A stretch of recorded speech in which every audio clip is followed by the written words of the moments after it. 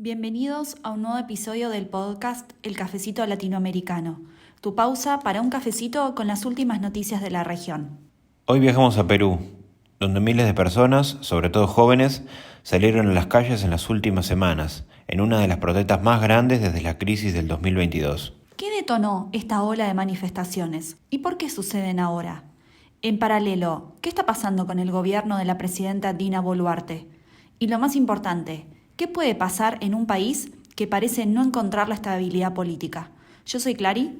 Yo soy Fede. Y somos dos politólogos argentinos interesados y apasionados por la política latinoamericana.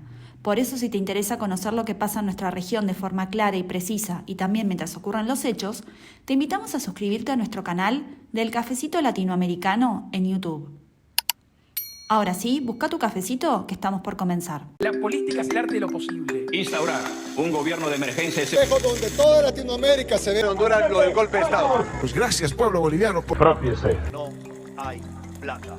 Disolver la Asamblea Nacional. Brasil acima de tudo.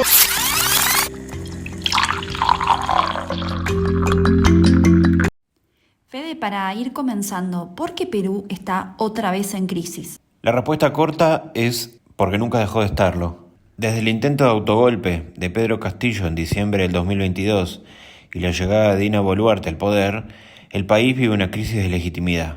Boluarte asumió prometiendo estabilidad, pero pronto se convirtió en una de las presidentas más impopulares del continente. Su aprobación está entre el 2 y el 4%, cifras bajísimas incluso para los estándares latinoamericanos. A eso se suman denuncias de corrupción, vínculos con redes políticas conservadoras y un episodio simbólicamente muy fuerte. En julio del 2025 se aumentó el sueldo, mientras la pobreza golpea a millones de peruanos.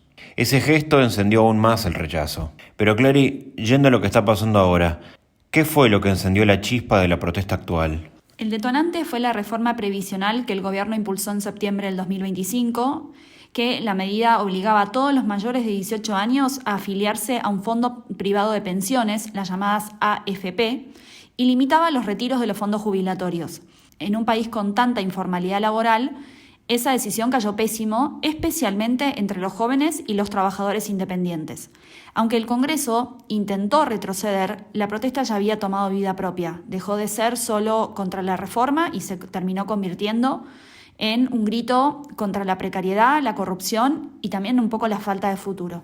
¿Quiénes salieron a protestar? La gran protagonista es la generación Z peruana, o sea, jóvenes menores de 30 años que sienten que la democracia está secuestrada por élites políticas. Pero no están solos, porque en los últimos días también se sumaron gremios de transportistas, hartos de la inseguridad y de las extorsiones que, provenientes del crimen organizado, crecieron un 29% solamente este año. Al mismo tiempo también se sumaron colectivos feministas y estudiantiles y hasta grupos de ciberactivistas como Deface Perú, que hackearon páginas oficiales para difundir datos y mensajes contra el gobierno. Uno de los símbolos más llamativos es la bandera pirata del anime One Piece, que se convirtió en metáfora de rebeldía frente a un poder corrupto. Ahora, Fede, recién decíamos que Perú vive en crisis desde hace ya varios años. ¿Por qué la protesta fue ahora? Sí, la crisis es estructural y viene desde hace años, con presidentes destituidos uno tras otro, con un Congreso desprestigiado, corrupción generalizada, precariedad laboral y una informalidad que supera el 70%. Esa es la olla a presión permanente. Pero como sabemos, en política las crisis no estallan solas, necesitan un detonante concreto que logre articular todos esos malestares dispersos. Y en este caso fue la reforma previsional que mencionamos recientemente. Es lo que llamamos un momento de catalización. En este caso, el malestar acumulado necesitaba un símbolo, un hecho puntual que lo condensara. La reforma previsional funcionó como ese marco unificador que convirtió la indignación difusa en acción colectiva. Pero esta vez, esta reforma parece como que afectó mucho más a la sociedad, ¿no? Sí, porque perjudicó directamente al bolsillo y al futuro de los jóvenes y a los trabajadores independientes, que son los sectores más castigados por la precariedad.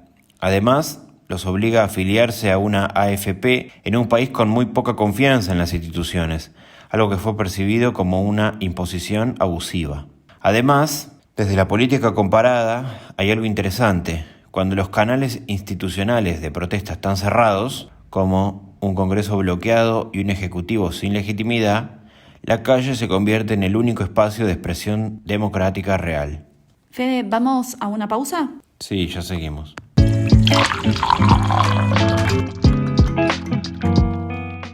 Clary, ¿cómo respondió el gobierno?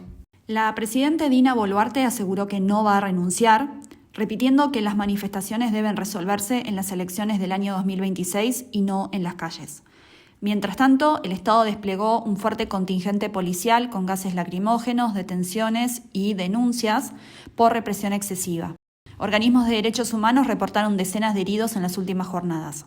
En paralelo, el gobierno enfrenta un problema mayor, que es que no logra convencer de que puede garantizar ni seguridad ni justicia.